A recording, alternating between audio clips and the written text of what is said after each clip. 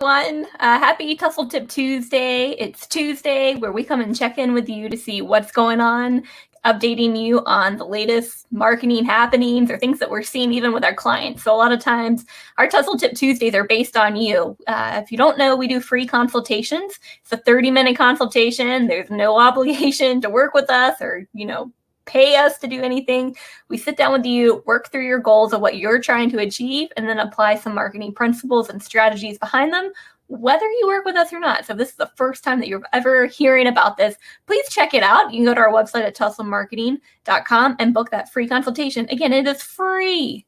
No obligation. It's really just to talk with you about what's going on and then help you give strategies in place to get you to where you're trying to go. Because a lot of times you're really good at your business, but you might not have that skill set, which is fine, to do marketing, because marketing is its own beast. And that's what we do well, but we can never, be whoever you are and do the things that you do. So that's why we make this beautiful relationship and marriage. So today's Tustle Tip Tuesday is talking about bad websites. All right. So you may be thinking, bad websites, isn't that arbitrary, right? Like bad websites, you might think like things that you see when it comes to like colors or images. And yes, all of that can make for a bad website, pairing some weird colors together. But these are things that are not arbitrary. This is things that you can actually take and scrub against and see. And when you start to see these things that I'm about to share, you'll never see websites like the same way again. Like you'll be able to look and be like, that's a bad website. All right. So tip number 1. Oh, actually, before I get started, we have an upcoming webinar coming up on April 13th.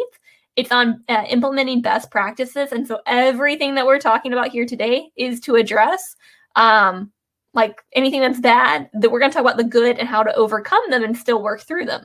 All right. So number 1, a bad website will have a lot of text, and that's easily seen, right? So if you've ever been to a web page that just has like text upon text upon text, maybe they have images, maybe they don't, all right? But text, a lot of text, what do, people? We don't read, okay? So if you go to a website and you have to scroll and scroll and scroll to see like what is it that they do, it's a bad website. Now, I know the information on there might be helpful. It might be relevant to your business. There's different ways to structure it. And there's also 2 different ways to say things. Like what might take, you think needs 2 paragraphs might be summed up in 2 sentences. And then really think through those key terms of what people are searching for. So where maybe like I'm thinking of lawyers or financial planners, anyone that has very industry specific language, what might be, or a doctor, might be specific to you, might not be what your customer is calling it. So really think through the text that is on a website. If you have a lot of text, you need to come to our webinar and you need to come probably do a 30-minute consultation. All right, the second bad thing, easily to see what makes for a bad website, is it not being mobile friendly. And so that means simply that if you use your phone and you pull up the website, that it shows like all crazy, or it's trying to load like a desktop view, so like everything is super tiny.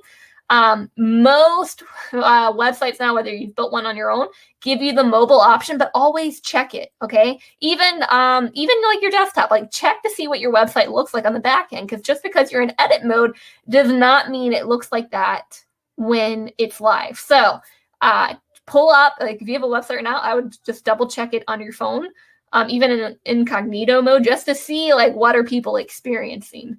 There is always a mobile option for any website builder, but just double check it, because not everything transfers over correctly. It might not be the way that you wanted. A picture may have got like skewed to the left in a way that you didn't want to. So double check your website on mobile phones, because as you may or may not already know, that websites are mostly viewed on phones these days, right? Like who gets on a computer just to go look at a website when you can just pull it up on your phone?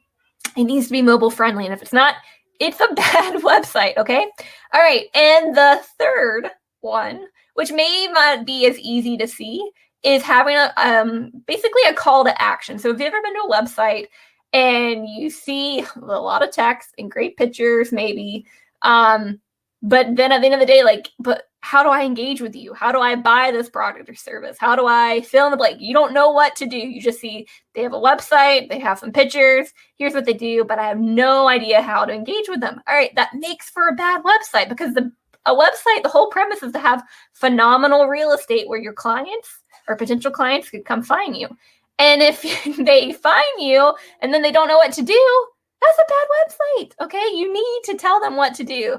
So like an example for our website, if you went to our website right now, tustlemarketing.com, you'll see we want you to book a consultation. We might want you to download a guide. We want you to contact us. We want to engage with you. We want us to sign up for our free e-blast. All right, these are all things, different ways to engage with us, but there's like several call to actions, because not everyone that goes to our website wants a consultation or wants to be on our e-blast or wants to go to our event. There's multiple ways to engage with us. And so like a website should have that as well, but at least one. I'm not saying that you need all of the ones I just suggested, which maybe book a consultation, we can talk about it, but there needs to be a call to action, because why have a website, right? At that point, it's just kind of like, it's probably even less than a landing page. Why go through all the trouble in designing your website and getting your content up there and updating it in the way that you need, and you like don't tell people what to do? You have to tell people how to engage with you. If it's filling out that contact form, booking a time,